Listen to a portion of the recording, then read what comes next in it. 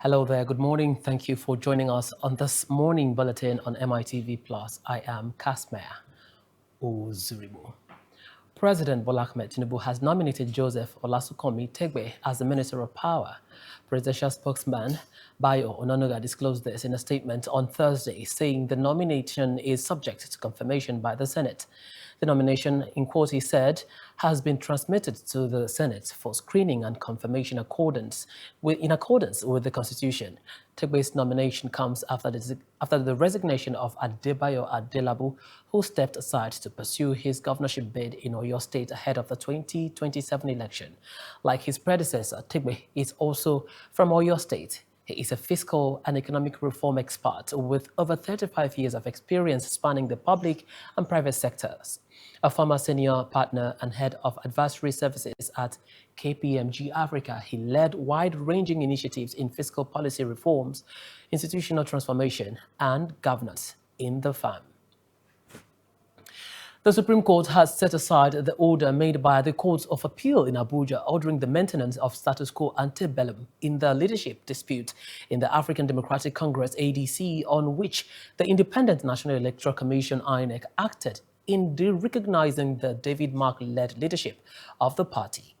In a unanimous judgment of a 5-member panel, the Apex Court ordered parties to return to the Federal High Court for expeditious hearing of the case filed by an aggrieved chieftain of the party, Nafiu Balagombe, challenging, among others, the emergence of the Mark-led leadership of the party.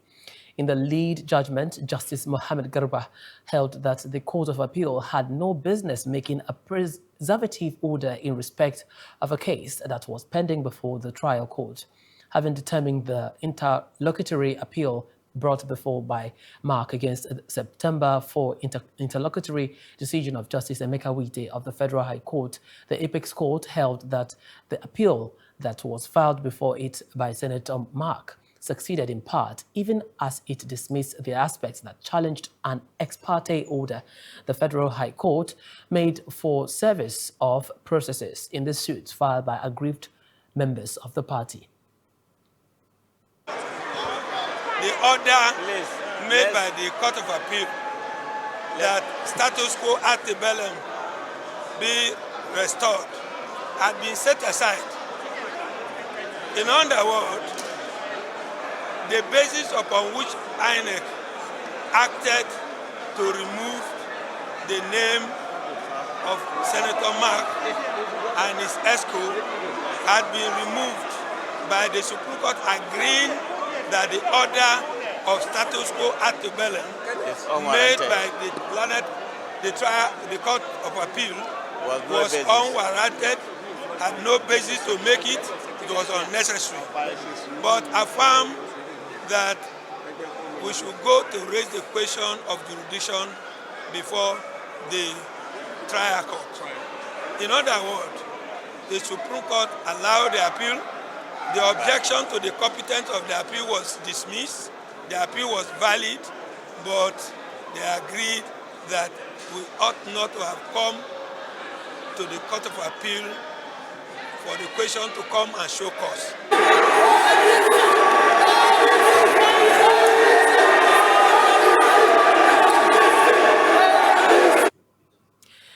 Now, the Supreme Court has dismissed the appeal filed by the Taminu Turaki-led National Working Committee of the People's Democratic Party, PDP. Delivering the majority judgment on Thursday, Justice Stephen held that the National Convention held in Ibadan, Oyo State, on November 15 and 16 last year was in defiance of an existing judgment of the Federal High Court delivered by Justice James Omotosho. The Apex Court berated the Turaki-led group for going on to another court of coordinate jurisdiction to secure an order instead of going on appeal. It described the move as an abuse of court process. The majority judgment adds that any litigant who engages in the act of abuse of court processes does so at his or her own peril. The majority judgment dismissed the appeal for lack of merit. The Turaki-led group had also asked the Supreme Court to set aside a court of appeal during that voided the convention for breaching a substituting court order. Nigeria's armed forces have recorded notable successes in their ongoing fight against terrorism and insecurity as military operations continue across several regions of the country. In its latest operational update, the Defense Headquarters outlined key achievements made in April, reflecting intensified efforts to dismantle criminal networks, rescue civilians, and restore stability nationwide. Mariam Nakaimo completes the story. Nigeria highlighting continued efforts to combat terrorism and restore security nationwide. Speaking at the monthly briefing in Abuja, the Director of Defense Media Operations, Major General Michael Onoja, revealed that troops neutralized 216 terrorists and successfully rescued 288 abducted civilians during coordinated operations conducted in April. He further disclosed that 284 suspects, including key collaborators, were arrested within the period.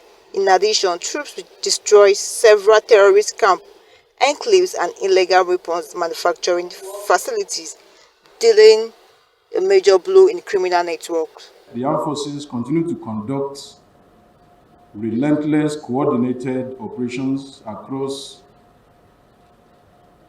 the 7 active theaters in this month. Across every geopolitical zone of the Federal Republic, troops executed precision kinetic strikes against insurgents and criminal formations, dismantled terrorist enclaves and logistical networks, and rescued scores of abducted civilians, restoring safety to communities that had endured the menace of terrorism, kidnapping, and armed violence. Major General Noja also noted that the military is intensifying civilian military operations through peace building, engagement, and community support initiatives, particularly in conflict-afflicted areas. According to him, these efforts are aimed at fostering trust and stability among local populations. He emphasized that all military operations are carried out in strict adherence to international humanitarian law and established rules of engagement. Civilians, restoring safety to communities that had endured the menace of terrorism, kidnapping, and armed violence. These operations were prosecuted in seamless collaboration with other agencies and community stakeholders whose partnership has been invaluable to the armed forces' operational successes.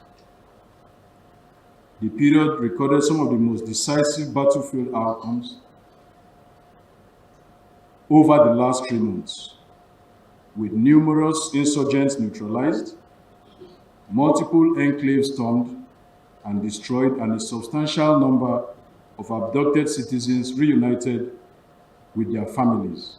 The latest operational updates underscores the military's sustained momentum in the fight against terrorism, as well as its borders' commitment to safeguarding lives, strengthening community relations, and ensuring long-term national stability.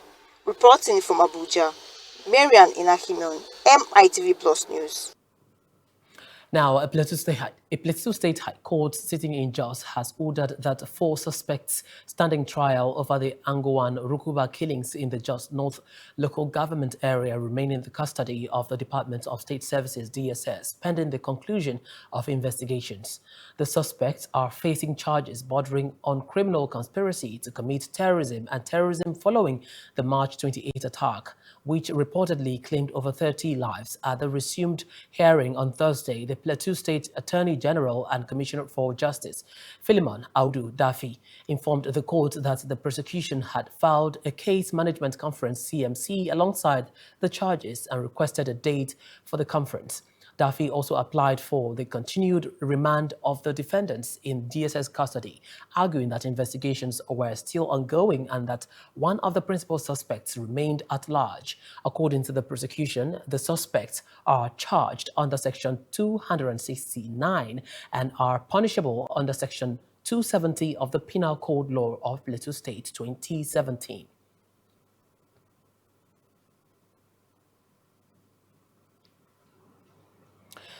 Suspected gunmen who attacked the Christ Apostolic Church in Eda Onio Ilejemeje local government area of Ekiti State have demanded 1 billion naira ransom for the release of 15 worshippers abducted during the incident. One person was also killed in the Tuesday evening attack. Speaking with journalists, the traditional ruler of the town, the Eleda of Eda Onio, Oba Joseph Awolola, condemned the attack and alleged that security operatives arrived more than 1 hour after distress calls were made. The Ekiti State Police Commissioner Michael Falade and the governor's special advisor on security, retired Brigadier General Ebenezer Ogundano, visited the community and assured residents that efforts were ongoing to rescue the victims. They also urged residents to remain vigilant and support security agencies with useful information.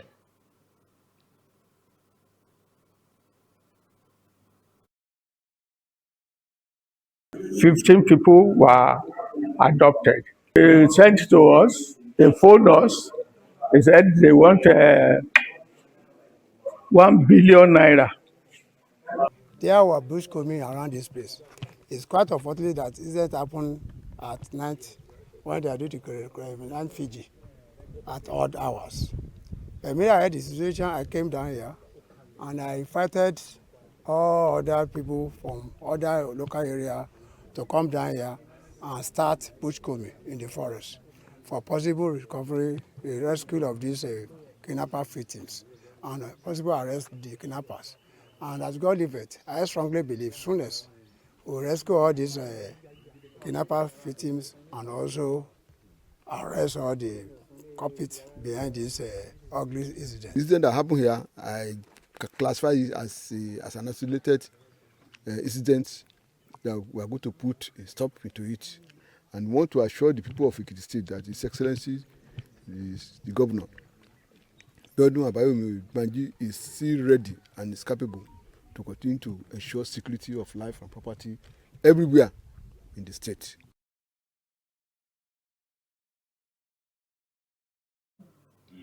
The Lagos State government has unveiled its Industrial Policy 2025-2030, a 5-year blueprint to position the state as a 21st century industrial hub driven by technology, green growth, and broad-based development. Speaking at the event, Governor Babajide Sanwo-Olu said that the Lagos State Industrial Policy LSIP would ensure rapid urbanization is matched with technology-led production systems, modern supply chains, and stronger competitiveness. Sanwo-Olu, who was represented by the Secretary to the State Government, Abimbola Salu Hundein, urged the private sector to partner with the government to actualize the plan. Minister of State for Industry, Trade and Investment, John Eno, who was represented by Engineer Temitope Oshinowo, described Lagos as the commercial heartbeat of the country, commending the initiative, which aligns with the domestication of the National Industrial Policy earlier. Commissioner for Commerce, Cooperatives, Trade and Investment, Folashade Bada Ambrose, said the policy was a strategic blueprint to leverage Lagos' human capital and market skills, stating that it would strengthen the enabling environment necessary for enterprise growth and investment. The administration of Babajide Olusola Sanwo-Olu is fully committed to the implementation of this policy. With organized labor and with all relevant stakeholders, implementation will be driven by collaboration, by accountability, and by continuous engagement. We will establish clear governance structures, monitor our progress rigorously, and remain responsive to feedback and to the emerging realities of the seasons through which this policy must travel.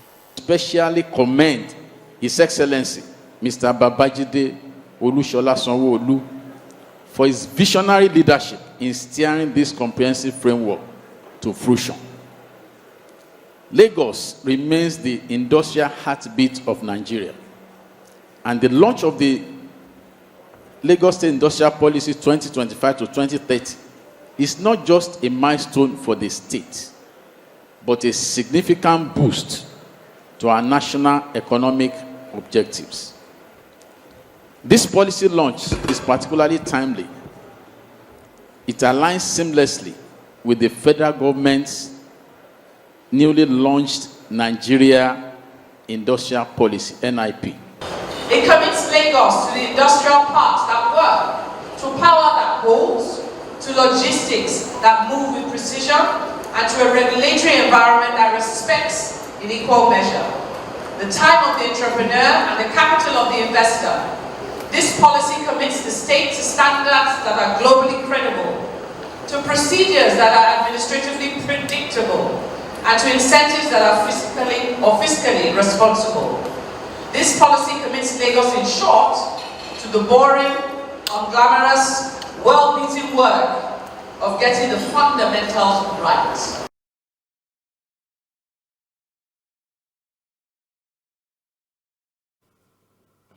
Governor Babajide Sanwo-Olu and former Liberian President Ellen Johnson Sirleaf have called for stronger institutions, expanded opportunities for young people, and inclusive leadership as key drivers of Africa's development.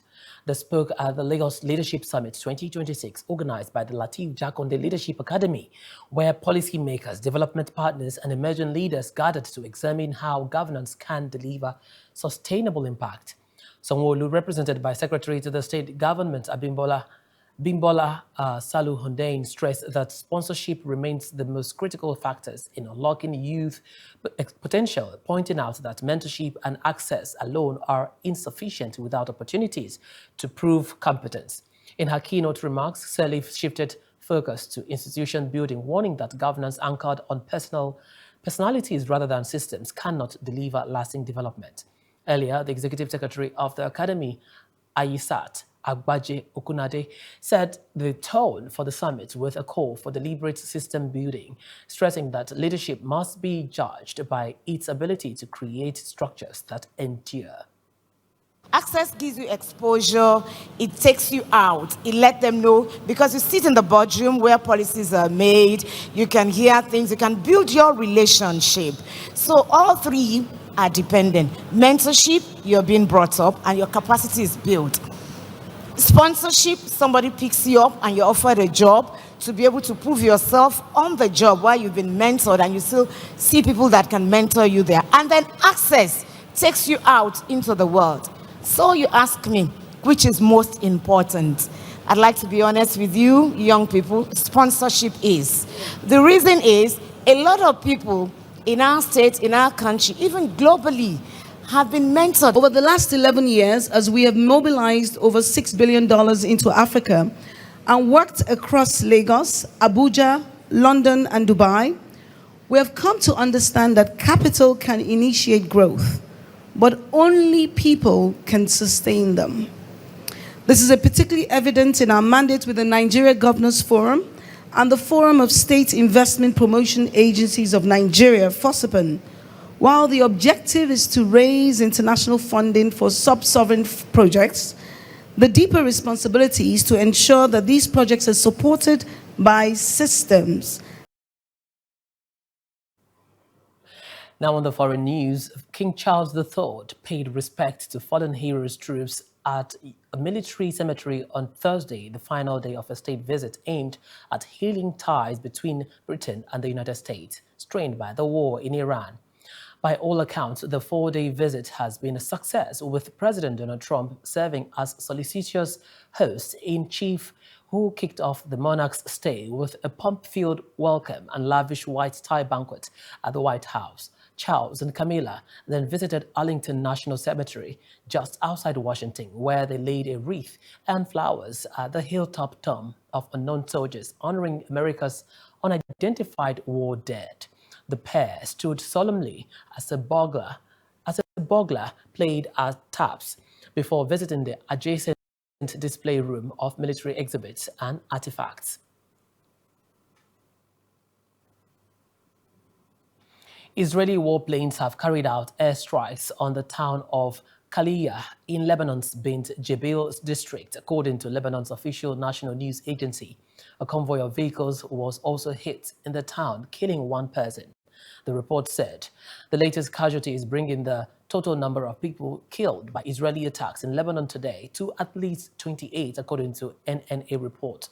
Rafi Milo, commander of Israel's Northern Command, has said Israeli forces have pushed 10 kilometers 62 miles into Lebanese territory and do not intend to pull back. Speaking with local officials in northern Israel, Milo said Israeli forces in southern Lebanon are clearing a vast area that spans 60 Lebanese villages.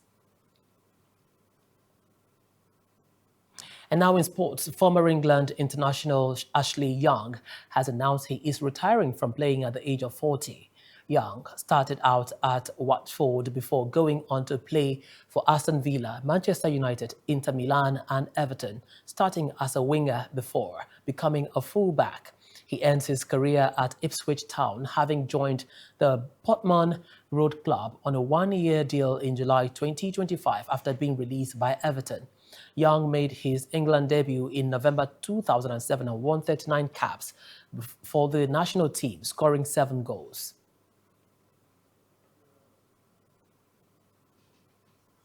And that's it on the news on Breakfast Express this morning. But please remember to join Tong and Okwe for an in-depth discussion on the stories that made the news. Thank you for watching. I am Kasmer Uzuribu. Have a good morning.